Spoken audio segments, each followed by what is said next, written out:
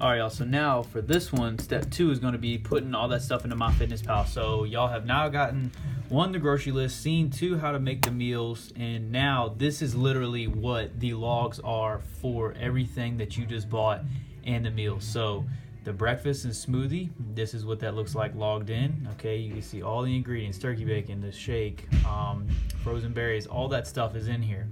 Okay, so that's breakfast. This will be the carbs, proteins, and fats for that.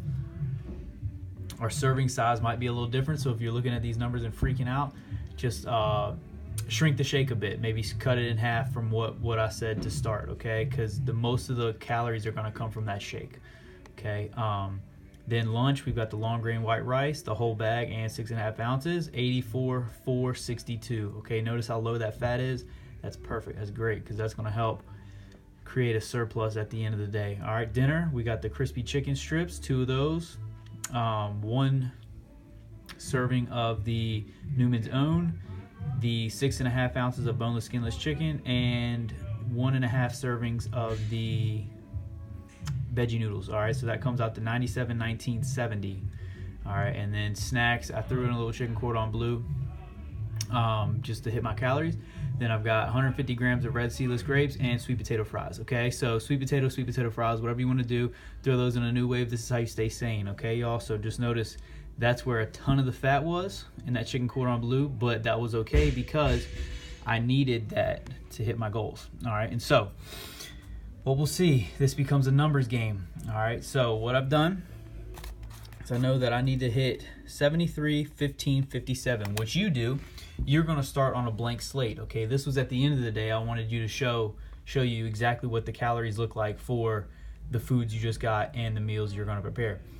Now from there, you just manipulate it. Okay, you enter in everything before you eat it, so you don't wait until the end of the day to track. Once you calculate how much you need to put in the amount of servings you need to make sure that your carbs, proteins, and fats match up with each meal.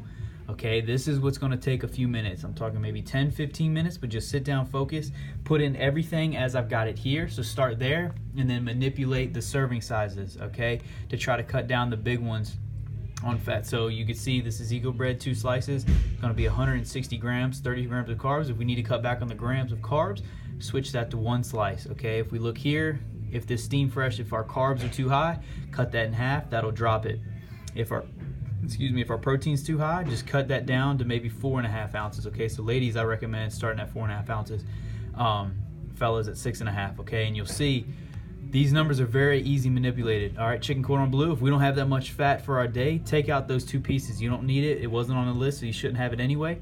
And so that'll actually automatically take this down to 51 grams of fat. So if 51 grams of fat is your goal for the day, then take that out and you'll be perfect, okay? It's all about putting in what a perfect day looks like for you, okay? So this was a perfect day for me. And then all I do from here on is manipulate. If I don't want to have that breakfast anymore, then all I do is cut out the things that I had for breakfast and rotate through those, switch them out for something else, okay? Once you know what it takes to reach your calories and how many meals it takes, then from there it becomes very simple to stay on track and switch things out, but still stay perfect, okay? Plus or minus 100 calories.